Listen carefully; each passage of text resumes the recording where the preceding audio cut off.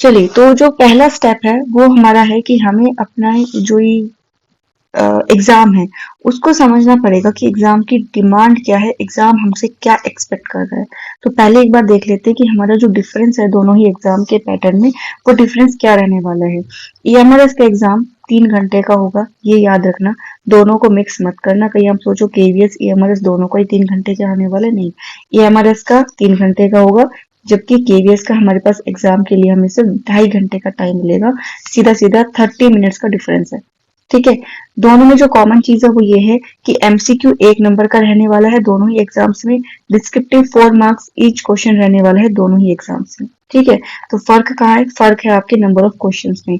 EMRS की बात करें तो हमें 40 मार्क्स के एमसीक्यूज देखने को मिलेंगे, जबकि 60 मार्क्स के डिस्क्रिप्टिव देखने को मिलेगा। ठीक है।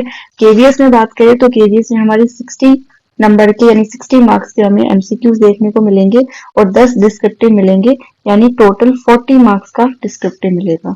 तो यहाँ पे जो हमारा रेशियो है एमसीक्यू वर्सेस डिस्क्रिप्टिव वो हो जाता है 40:60, और केवीएस में हमारा ये रेशियो रिवर्स हो जाता है। 60 मार्क्स के हमें एमसीक्यूज मिलेंगे और ये हमारा डिस्क्रिप्टिव रहेगा। ठीक है। यहाँ तक समझ आ गई होगी आपको बात। ठीक है।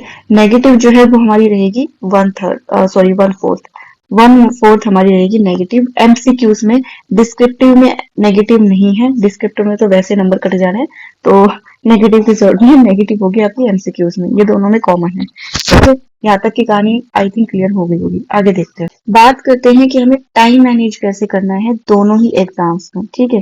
तो सबसे पहले हम बात कर रहे हैं हमारी ईएमआरएस की। ठीक है। तो ईएमआरएस में हमें 3 घंटे मिलेंगे, 40 एमसीक्यूज है, तो आप कोशिश कीजिए 40 से 50 मिनट हम किसको देंगे? हमारे एमसीक्यूज को, क्योंकि एमसीक्यूज इतने भी हल्के नहीं होंगे कि देखते ही आंसर आ जाए।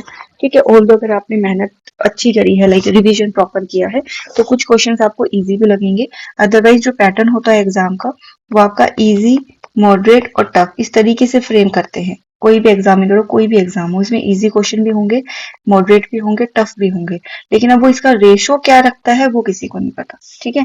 तो 40 to 50 मिनट्स हमें अपने एमसीक्यूज को देने पड़ेंगे। ठीक है। ये थोड़ा बहुत कम ज्यादा हो सकता है, ये आपके ऊपर है, मैं एक जनरल आइडिया आपको बता रही हूँ। ठीक है।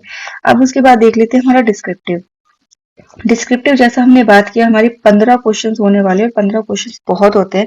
अगर आप प्रैक्टिस नहीं करोगे राइटिंग की, तो एक तो आपको वहां पे आंसर गैस नहीं कर पाओगे क्वेश्चन का आंसर क्या होना चाहिए, ये ध्यान में आपको रखना है।